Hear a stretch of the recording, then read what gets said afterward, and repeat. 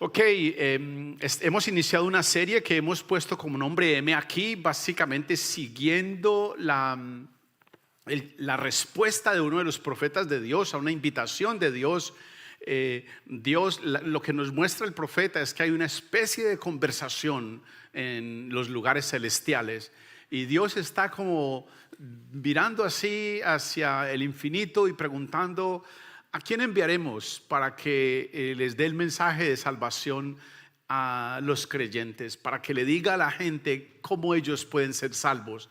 Y lo que nos habla el profeta es como si Dios estuviera mirando a esta corte celestial y el profeta está allí, por allí cerquita, y Dios está como preguntando así en términos generales. Y el corazón del profeta se mueve y él dice: heme aquí, Señor, envíame a mí. El profeta se ofrece a llevar este mensaje. Y con base en esa declaración del profeta es que hemos iniciado esta serie. Heme aquí, Señor, envíame a mí. Y yo he puesto como título esta mañana: buenas noticias a los exiliados. Y la razón es lo siguiente: algo que tenemos en común todos nosotros acá es que somos exiliados. Todos acá hemos salido del lugar de nacimiento. Pero aun si hubiéramos nacido en este lugar, en verdad usted y yo somos exiliados. No estamos en el lugar que debiéramos estar, donde Dios quiere que usted y yo estemos. A causa de nuestro pecado, ustedes y yo nos hemos autoexiliado del lugar donde Dios espera que ustedes y yo estemos. Y puse ese título, buenas noticias, porque es una palabra que nosotros usamos mucho. La palabra evangelio es muy común para nosotros y según sabemos, esa palabra evangelio quiere decir buenas noticias. Eso es lo que nosotros sabemos. Pero las palabras como evangelismo, evangelizadores, evangelios, evangélicos, evangelización, por el uso se han desgastado y tienden a perder el significado, tienden a perder la fuerza, al punto que cuando ustedes y yo a veces oímos que vienen evangélicos o que hay una campaña de evangelización, como que nuestro ser se contrae un poquito y encuentra cierta resistencia a eso. Casi que esas palabras se han vuelto en sinónimo de fanáticos, de personas religiosas con las que casi no se puede hablar o uno no se puede identificar porque están caminando como 10 pulgadas más arriba del piso. Por el uso de estas palabras han perdido su fuerza, han perdido su significado. Pero la verdad es que la misión del pueblo de Dios, la misión suya y mía, es traer buenas noticias. Si queremos quitar la palabra evangelio para que no nos atormente tanto, en verdad lo que la palabra evangelio significa es: ustedes y yo somos portadores de buenas noticias para este mundo donde las malas noticias son tristemente, son deprimentemente pandémicas. Yo no sé si yo le digo a mi esposa que lo que uno ve en la televisión no son noticieros. En verdad no hay noticias. Hay un 90% de eventos puntuales que suceden en la ciudad, malos, donde alguien robó en una tienda o de alguien reventó la ventana de un carro o alguien le pegó. Esos son 90% de lo que usted y yo vimos en los noticieros. Si una persona llega de fuera y prende los noticieros de nuestra ciudad, muy seguramente se va a sentir aterrorizada a salir. Pero cuando yo veo estos programas que no son de noticia, que son de opinión, que tienen una agenda, a mí me parece que estas personas no viven en esta ciudad, porque en esta ciudad está pasando otra cantidad de cosas lindas, cosas extraordinarias. Sí están pasando ese tipo de cosas, pero no hay razón para sobreenfatizar eso. Ustedes y yo como pueblo de Dios somos encargados, hemos sido invitados a aportar el evangelio, las buenas noticias en este mundo donde las malas noticias son deprimentemente pandémicas. Todo es una mala noticia. Y enfatizan. Ahora quiero que me acompañen a entender que en este mundo exiliado de la luz de Dios, en este mundo que ha sido, se ha alejado, autoexiliado de la luz de Dios, ustedes y yo desde el principio hemos sido invitados a participar en estas buenas noticias. Miren lo que dice el profeta, acompáñenme a leer y leamos cuidadosamente, escuchen lo que desde el principio se nos ha dicho. Isaías capítulo 52, voy a leer los versículos 7 hasta el 10. Dice así la escritura: despierta, Sión, despierta, revístete de poder, Jerusalén, ciudad santa, ponte tus vestidos de gala, que los incircuncisos e impuros no volverán a entrar a ti. Sacúdate el polvo, Jerusalén, levántate, vuélvete al trono. Yo quiero hacer un pequeño paréntesis. Te vuelve al trono, libérate de las cadenas del cuello, cautiva hija de Sión, porque así dice el Señor: ustedes fueron vendidos por nada y sin dinero serán redimidos. Porque así dice el Señor omnipotente: en mis tiempos pasados mi pueblo descendió a Egipto y vivió allí. En estos últimos tiempos Asiria lo ha oprimido sin razón. Y ahora afirma el Señor: ¿qué estoy haciendo aquí? Sin motivo se han llevado mi pueblo, sus gobernantes se mofan de él. No hay un solo momento en que mi nombre no se blasfeme. Por eso mi pueblo conocerá mi nombre, y en aquel día sabrán que yo soy quien dice: aquí estoy. Qué hermosos son sobre los montes los pies del que trae buenas nuevas. Miren la palabra allí, es el mismo término que en el Nuevo Testamento ustedes y yo tenemos como evangelio. Qué hermosos son los pies sobre los montes, qué hermosos son sobre los montes los pies del que trae buenas nuevas, del que proclama la paz, del que anuncia buenas noticias, del que proclama salvación, del que dice a Sión: tu Dios reina. Escucha, tus centinelas alzan la voz y juntos gritan de alegría, porque ven con sus propios ojos que el Señor vuelve a Sión. Ruinas de Jerusalén, prorrumpan juntas en canciones de alegría, porque el Señor ha consolado a su pueblo, ha redimido a Jerusalén. El Señor desnudará su santo brazo a la vista de las naciones, y todos los confines de la tierra verán la salvación de Dios. Es una profecía extraordinaria, y como pueblo de Dios, los hijos de Dios caminaron sus vidas, anduvieron sabiendo que esa promesa era verdad. Ahora, si ustedes ven la descripción de la condición de las personas en la ciudad, es una condición deprimente. Están subyugados, están oprimidos, están esclavizados, y el Señor les dice: levántense, ustedes han sido libertados, quítense las cadenas del cuello. Las naciones van a ver. La comisión de llevar esa buena noticia ocurre como verbo y como sustantivo en la Escritura cientos de veces. Cientos de veces. Y la razón de esa insistencia para que esas noticias, esas buenas noticias sean llevadas, nos ofrece a nosotros no solo el camino que Dios quiere que ustedes y yo recorramos, pero además el mensaje que ustedes y yo debemos llevar. Cuando la Escritura nos dice tantas veces de manera tan repetitiva lo que la Escritura quiere, básicamente lo que la Escritura está es trazándonos a nosotros no solo el qué debemos hacer, pero además el cómo. Y todo lo que la Escritura nos dice acá es que llevemos esta buena noticia, esta nueva noticia. ¿Cuál era ese evangelio? ¿De qué se trataba el evangelio? ¿Qué era la buena noticia? Bien, la buena noticia era la promesa de un redentor, el nacimiento de ese redentor, el ministerio de ese redentor, la muerte de ese redentor, la resurrección de ese redentor. Ustedes y yo podemos hacer un trazo a través de la Escritura, como desde el principio mismo Dios nos habló de este evento. Y todo el pueblo de Dios ha habido a través de la historia humana un remanente que se mantiene fiel a Dios a pesar de la esclavitud, a pesar de las cadenas, a pesar de lo difícil, confiando en Dios, llevándole ese mensaje a los que están alrededor. Ustedes y yo somos exiliados, en verdad. Para ustedes y para mí son estas buenas noticias. Acompáñenme por favor, a leer lo que la Escritura nos dice de este mensaje. Este mensaje, esta buena noticia, debe ser considerado desde la Escritura, a la luz de la Escritura.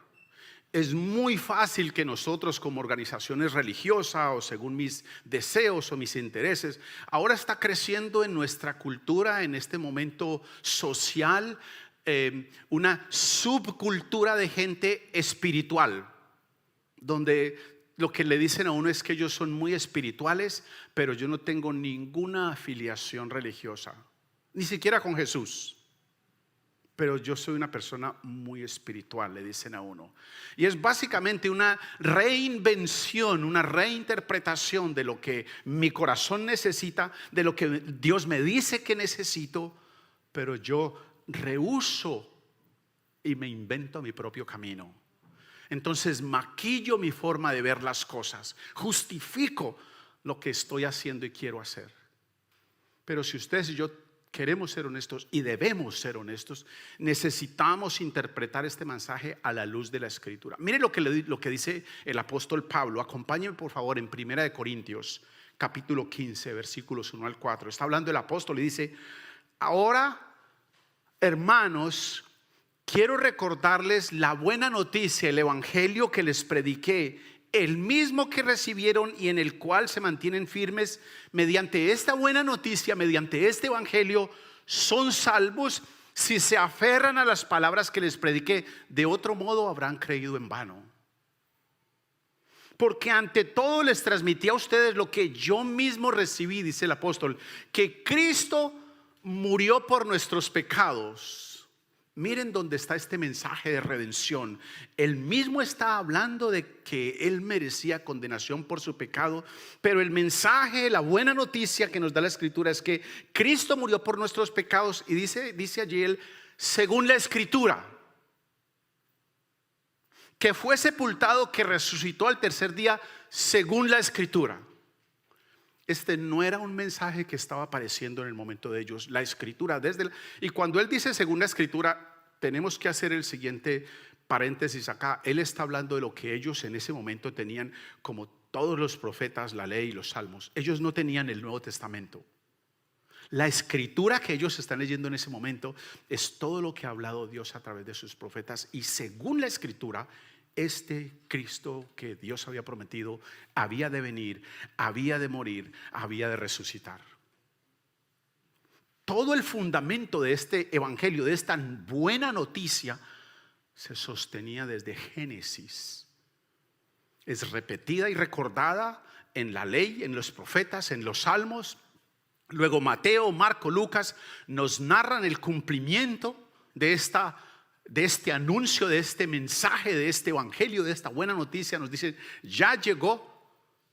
Y las epístolas nos refrescan y nos reiteran esta buena noticia una y otra vez. Cuando usted lee las epístolas, una y otra vez esta buena noticia es dicha: Cristo Jesús, anunciado, nacido, muerto, sepultado y resucitado por nuestro pecado. Esa es la noticia, que Cristo Jesús murió por nuestros pecados según la Escritura, que fue sepultado, que resucitó al tercer día según la Escritura.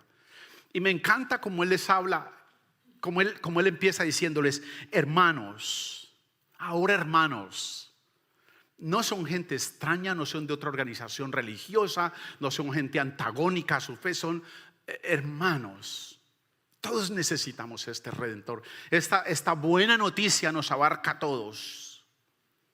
Y lo interesante es que ese trazo que hace la Escritura desde Génesis hasta nuestro presente, ellos lo conectan de manera natural con las promesas que Dios hizo a Abraham. Mire lo que dice la Escritura. Escuchen por favor en Gálatas capítulo 3. Voy a leer los versículos 6 hasta el 14. Mire cuál es el lenguaje que ellos están hablándonos a nosotros como creyentes, y que la Escritura nos dice: así fue como Abraham le creyó a Dios y esto se le tomó en cuenta como justicia. Por lo tanto, sepan que los descendientes de Abraham son aquellos que viven por la fe.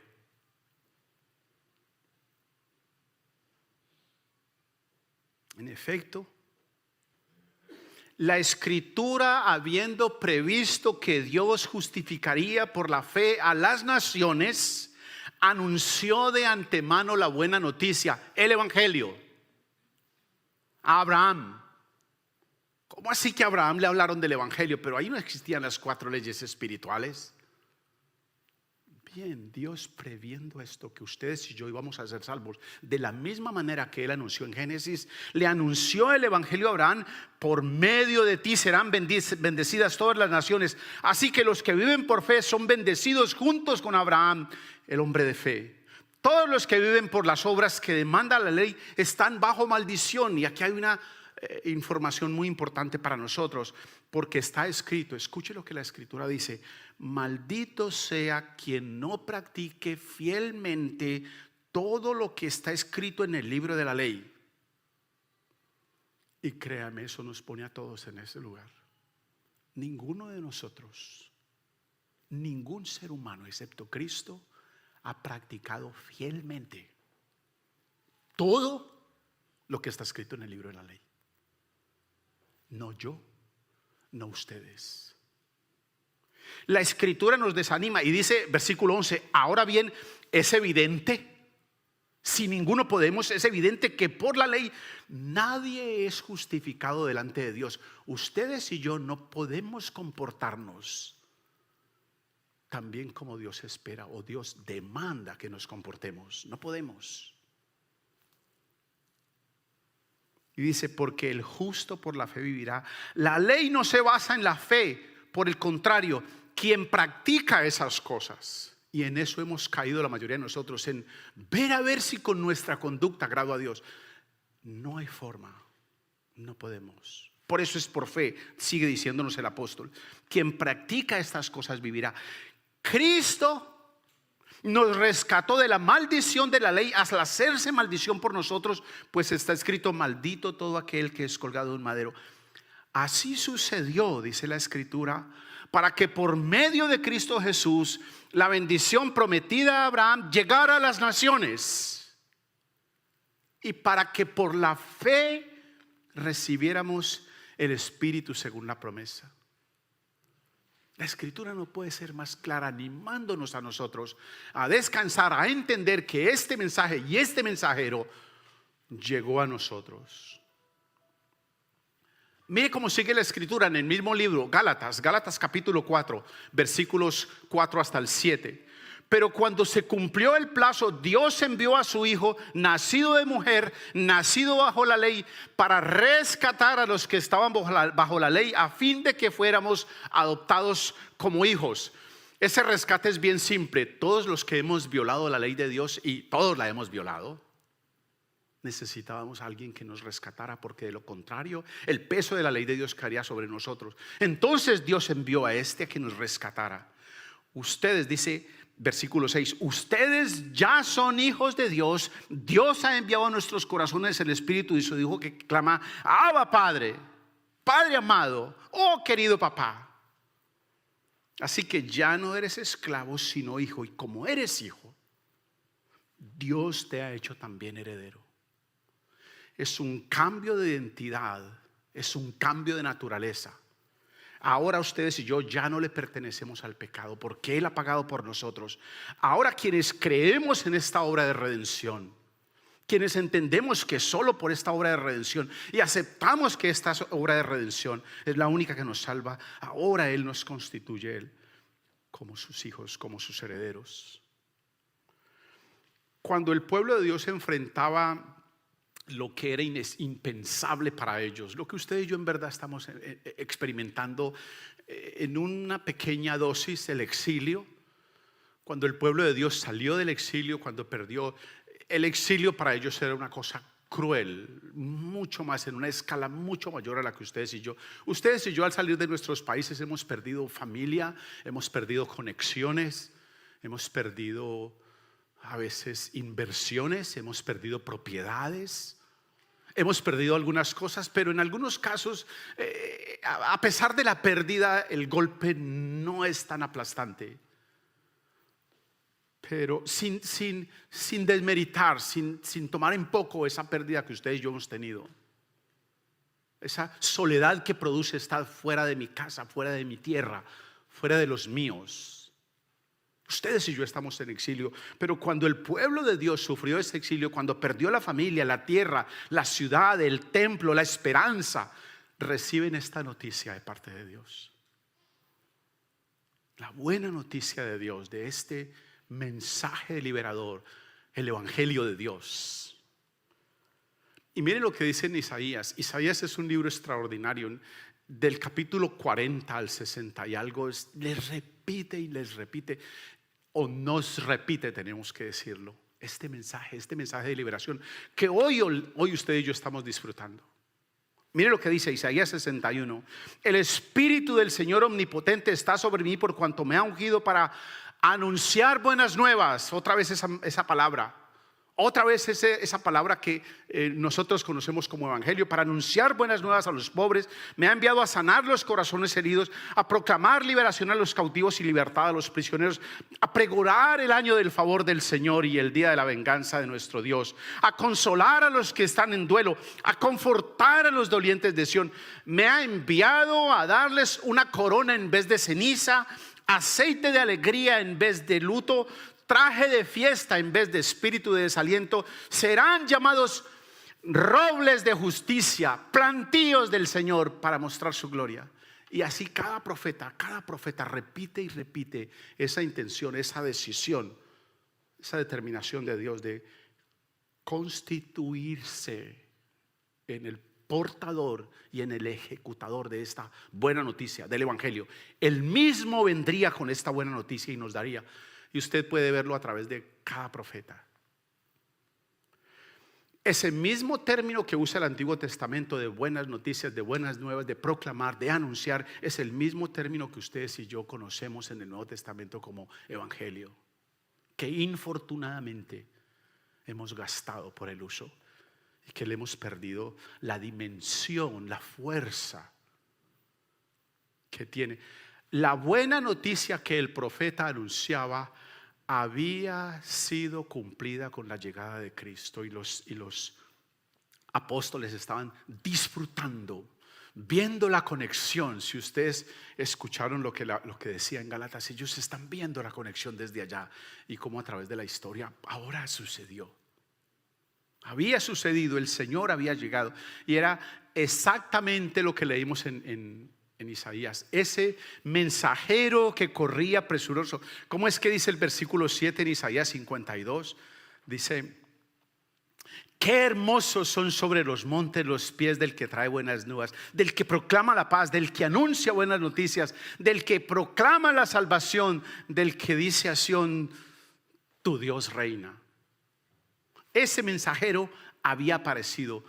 Esa fue la promesa más citada en la época de Jesús. Fue la promesa más citada en todo el Nuevo Testamento. Solo que para los autores del Nuevo Testamento y para usted y para mí ya es un evento de celebración, es una gozosa celebración de un hecho que ya sucedió. No es algo que viene, ya ustedes y yo lo podemos ver.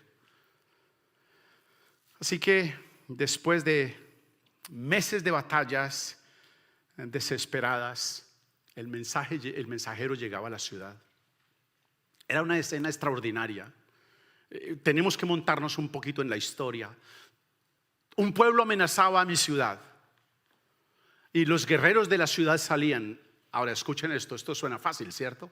Pero en la ciudad quedaban mujeres con niños. La ciudad quedaba literalmente desprotegida. Los guerreros tenían que saber hacia dónde salían. Y a veces la batalla duraba meses. ¿Y quién traía comida para estas mujeres, para estos niños? Eran unas condiciones de abstinencia y de dolor, de ansiedad, de ¿qué será? ¿Qué pasará?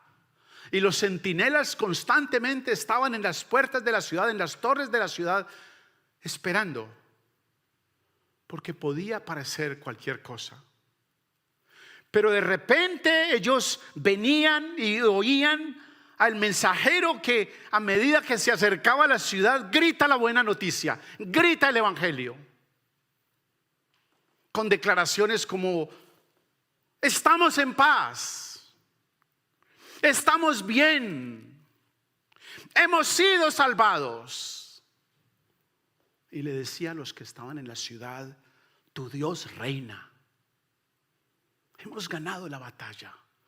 Y si ustedes leen la historia del Antiguo Testamento, vez tras vez usted escucha estos gritos de victoria del mensajero que llegaba a decirle a los que estaban en la ciudad: el Señor nos ha defendido, el Señor ha ganado la batalla por nosotros, el Señor reina. Ahora, esto de que el Señor reina era supremamente importante para ellos, porque era querer decir que la paz, la estabilidad, la seguridad, la ausencia de violencia, la ausencia del trauma que trae la guerra, todo eso ha desaparecido porque el Señor reina. El reinado de Dios trae esta palabra que ustedes y yo a veces hemos oído, el shalom, el welfare, en todo sentido. Estabilidad, tranquilidad. Estamos en paz cuando Él reina. Estamos en paz con Él, con nosotros y con los demás. Estamos en paz incluso con la creación. ¿Recuerdan ustedes por qué Jesús nos dice que cuando ustedes y yo oremos, digamos dentro de nuestra oración? ¿Recuerdan la oración? Padre nuestro que estás en los cielos, santificado sea tu nombre, venga a nosotros tu reino.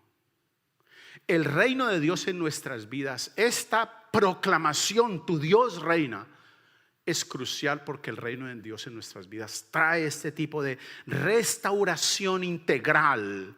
Su reino en nuestros corazones son niveles profundos de paz.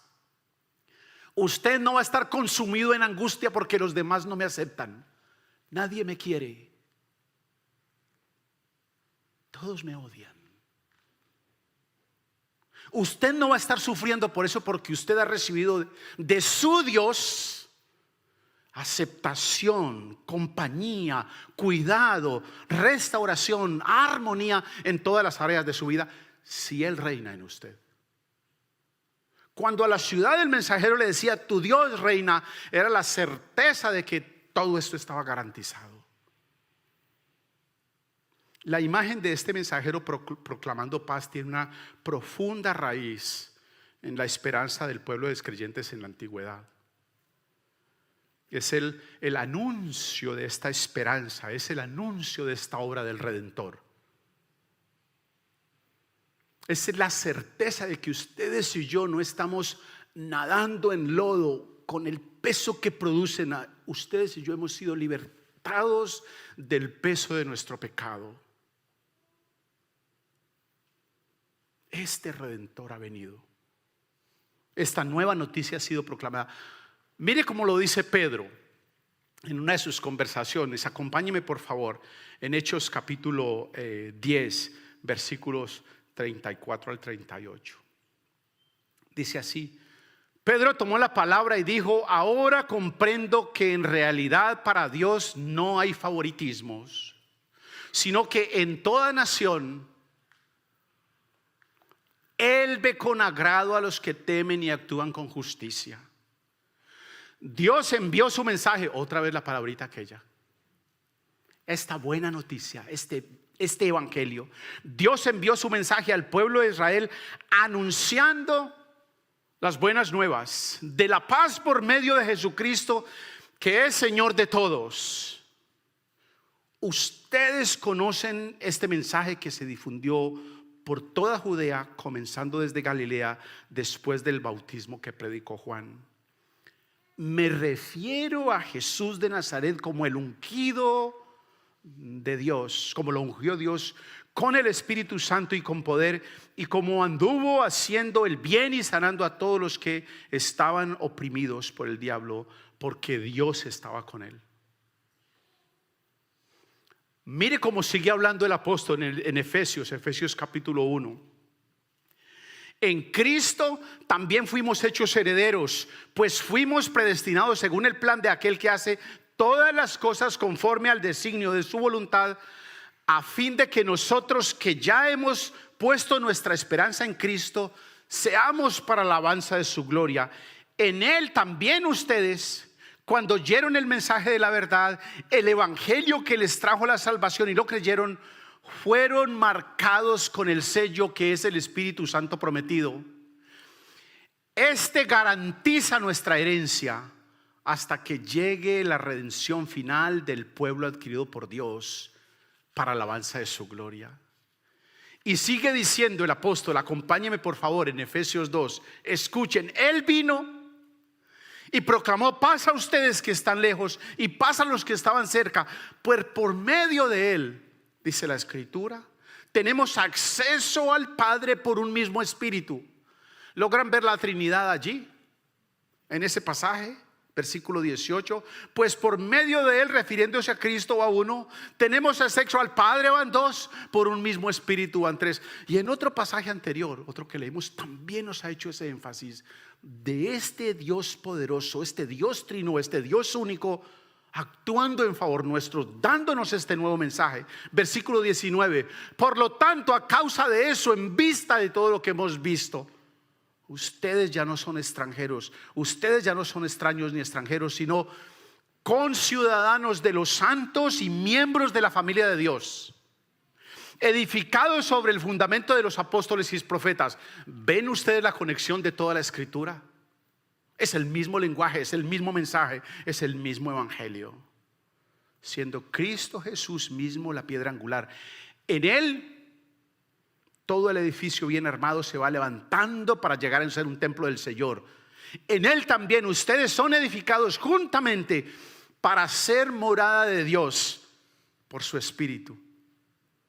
Es la misma buena noticia, es el mismo evangelio para ellos, para nosotros y para los que vienen después de nosotros.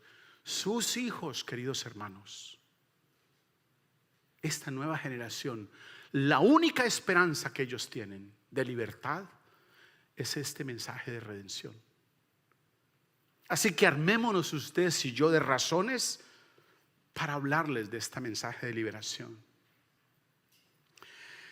El reinado de Dios significa que ustedes y yo estaremos bien. Es la buena noticia para toda la creación. La creación misma será restaurada. Lo que Dios dijo cuando Él creó por primera vez, volverá a hacer. Ya no van a haber cardos, ya no van a haber espinas, ya no van a haber plantas venenosas. No va a haber problema.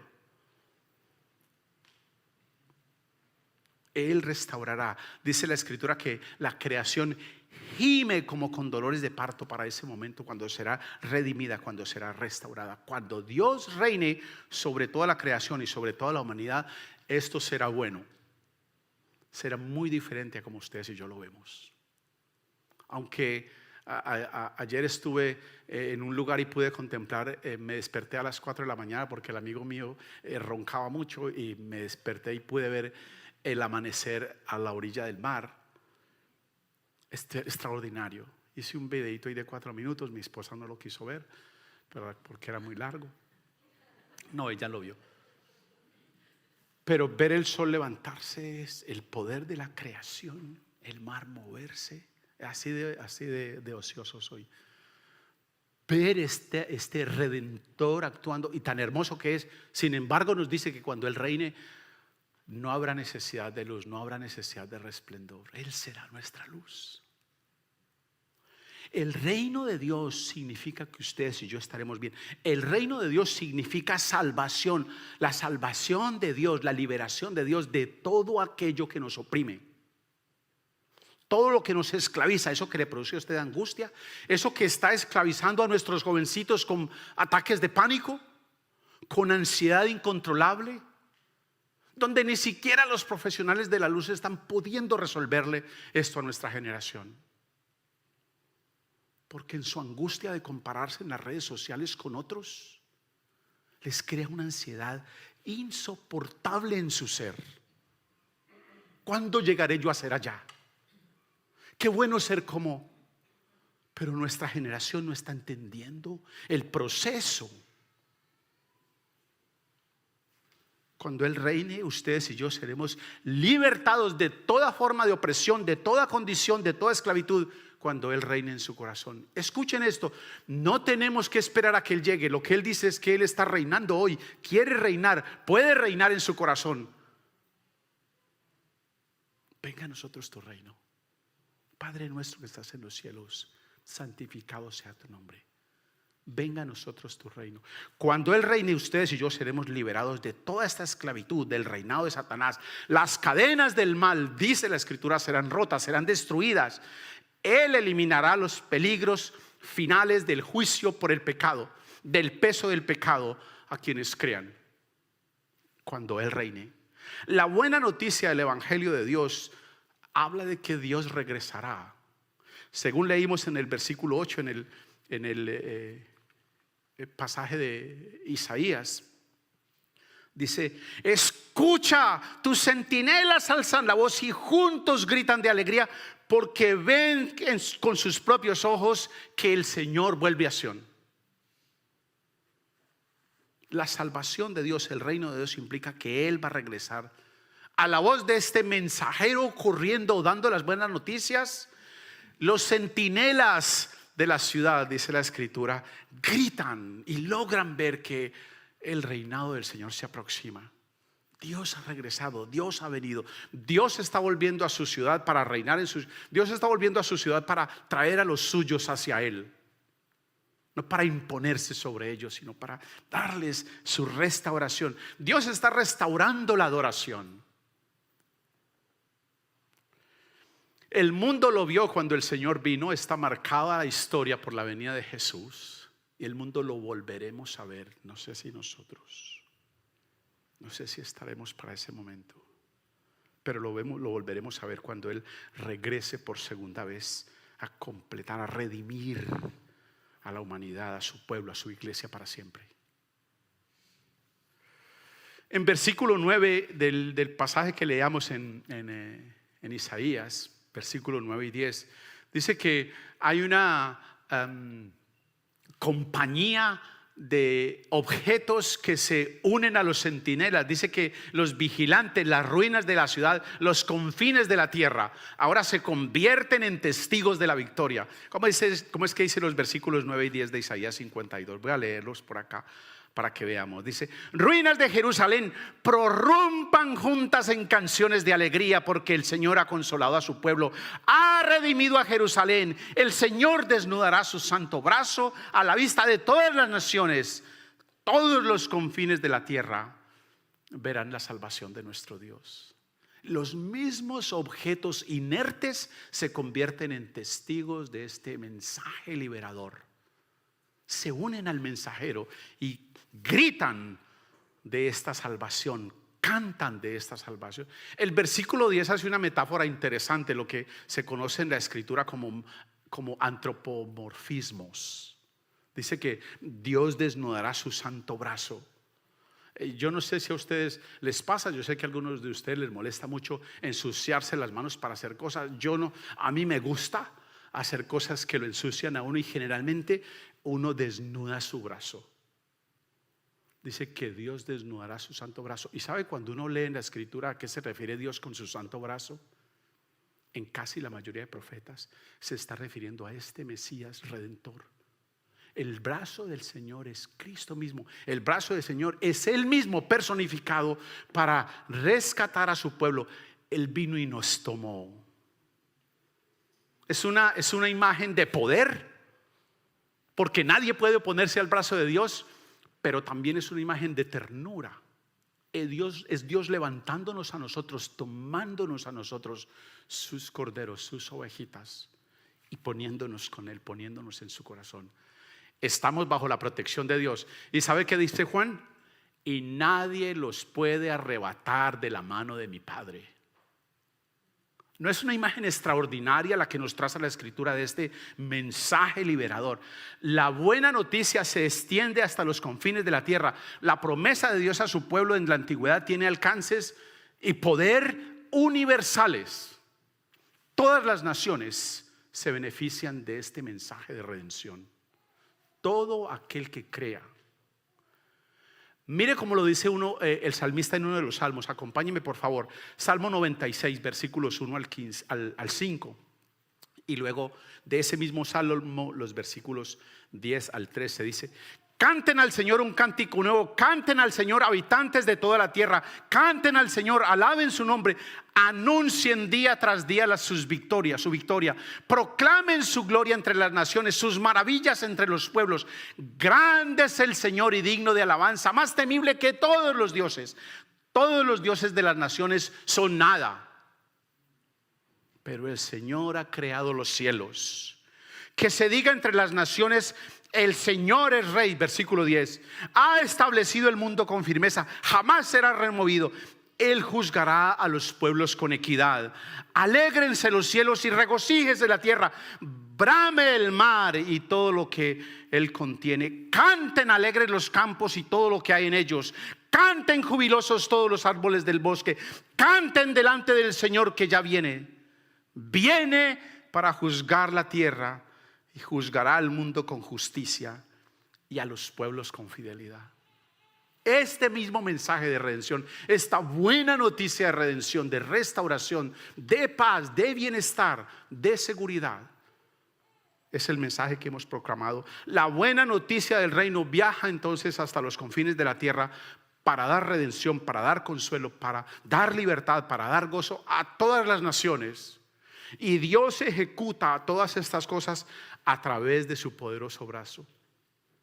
Su mismo mensajero, su ungido, Cristo Jesús. Un brazo extendido con poder, con autoridad, con gloria sobre todos. Un brazo extendido con compasión, con amor sacrificial para nosotros los perdidos.